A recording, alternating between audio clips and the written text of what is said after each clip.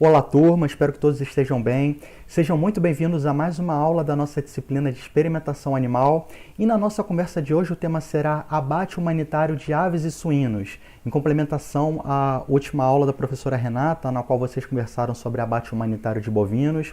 Então hoje nós abordaremos outras duas espécies de produção bastante importantes como proteína alimentar, tanto no Brasil como em todo o mundo.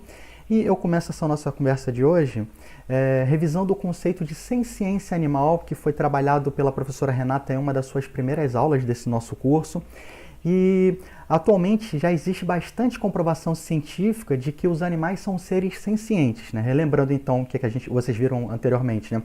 Que os animais são seres que têm a capacidade de sentir emoções diversas, como por exemplo, tristeza, alegria, medo ou mesmo pânico, amor, e também há fortes evidências de que várias espécies, né, principalmente da classe dos mamíferos, né, possuem a propriedade de autoconsciência, e essa comprovação científica é de vários estudos, né, realizados ao longo de décadas por cientistas em todo o mundo.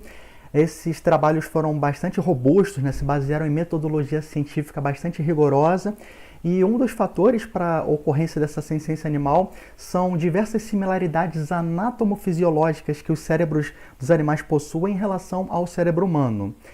E, por exemplo, eu mostro para vocês uma revista que é dedicada a esse tema, uma revista bastante conceituada chamada Applied Animal Behavior Science, né? Ciência do Comportamento Animal Aplicado, que é publicada pela editora Elsevier, que é um dos principais editores, né, de literatura científica em todo o mundo, né? A Nature, com certeza vocês conhecem, né, que é outra representação de literatura científica nessa área. Tem um ramo, né, de neurociência que sempre tem publicado também estudos relacionados à psique, à ciência animal. Mas, por mais que a comprovação científica seja fundamental para tudo nessa vida e nesse mundo, né, para que a gente não viva na base do achismo, a gente sabe muito bem que nesse caso, né, basta a gente ter o privilégio de conviver com um animalzinho para que a gente tenha certeza dessa senciência, não é verdade, gente? E que eu diga, por exemplo, né, a Giovana, que tem a bênção, né, de ter na sua casa, de conviver com essa coisa linda chamada Todd, a Ingrid também, né, que tem essa fofura aí chamada Apollo, esse bonitão, né, que é bem traquina, dá muito trabalho. A Emilene, que é a mãezinha da Chloe, né? Gostei desse nome, muito chique, né? Que é essa coisa linda que vocês estão vendo aí, dá vontade de agarrar. E por falar nisso, a Chloe foi mamãe há acho que 3 meses, né, Emilene? Então a Emilene agora é vovó, gente. Vamos dar parabéns para ela. E, por exemplo, a Vitória também tem a felicidade de ter essa coisa linda e maravilhosa que é o Tico, um fofucho danado. Eu não A Melissa não colocou no trabalho dela o nome, nem foto do cachorrinho, né? Então eu vou falar sobre ele, eu citar ele também. O Pedro Henrique falou do seu cão e do gatinho que passou um dia brincando. O Nicolas falou sobre os seus 3 cachorros, né? Eu gostaria também de conhecer os demais animaizinhos, né, que vocês possuem, né, dos outros alunos, né? Então a gente convivendo, a gente sabe muito bem, né, apesar da necessidade da comprovação científica, né, de que os animais são sim seres sencientes.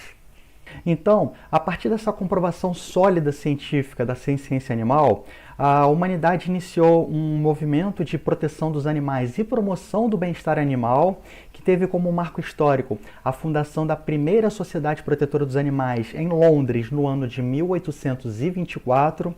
Essa sociedade existe até hoje e é bastante ativa na causa animal. Mudou o nome, né, de SPCA para Royal SPCA, né, lá na Inglaterra.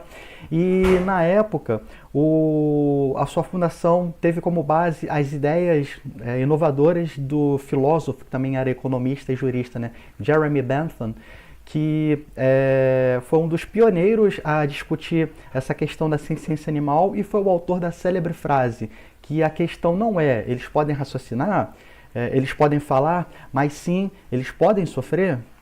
Então, esse movimento que se iniciou na Inglaterra no século XIX, né, ele ganhou o mundo inteiro. Atualmente são milhares as instituições, as organizações não governamentais que trabalham contra as crueldades contra animais e a promoção do bem-estar animal.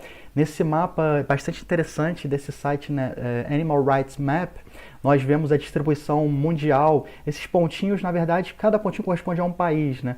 Então, se você clica neles, né, ele expande para o resto do território do país, né, a distribuição geográfica das instituições, das organizações de promoção do bem-estar animal. Aqui, por exemplo, no Brasil, né, não é que não existam organizações no Nordeste, no Centro-Oeste, no Norte, né? A gente precisa clicar nessa bolinha preta, né, para poder, então, ele apresentar o mapa do país, né, com todas as instituições, né, que se distribuem ao longo do nosso território.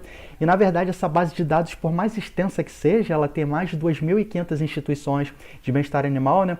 Ela não corresponde ao total, à realidade, né? Existe muito mais, são milhares e milhares dessas instituições, né? Então, felizmente, né, desde dos trabalhos de Jeremy Bentham e da fundação da primeira sociedade em Londres, em 1824, né, esse movimento ganhou o mundo de uma maneira muito forte e não está passando, passou.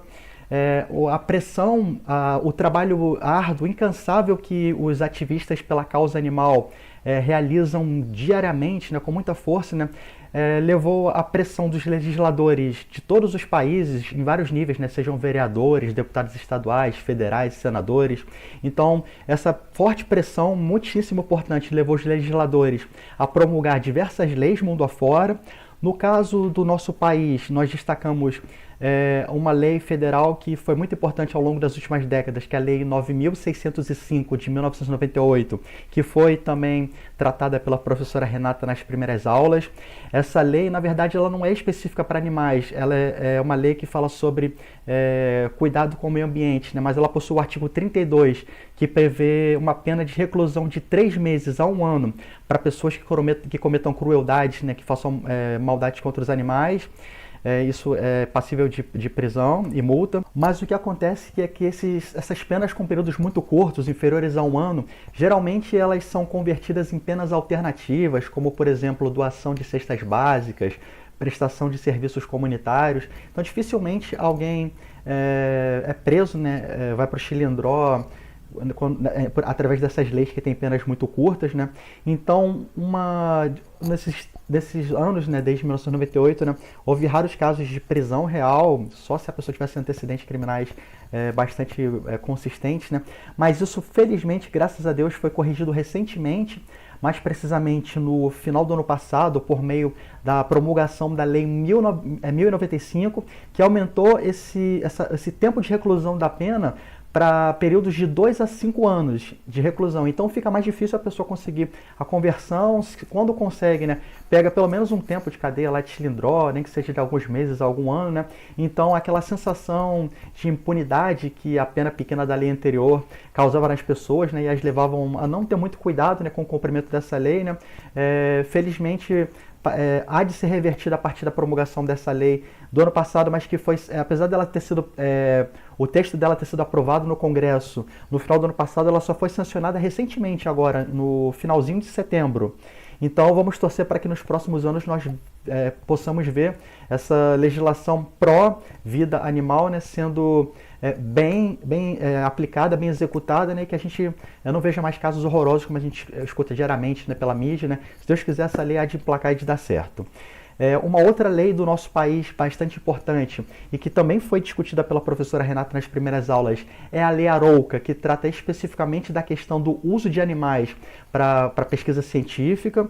E para a nossa aula de hoje, né, a legislação que importa, né, já que nós vamos falar de abate humanitário, é a Instrução Normativa número 3, que foi publicada no ano 2000, que consiste de um regulamento técnico de métodos de insensibilização para o abate humanitário de animais de açougue. Então, na aula de hoje, a essência vai ser a gente discutir algumas questões técnicas relacionadas a essa instrução normativa.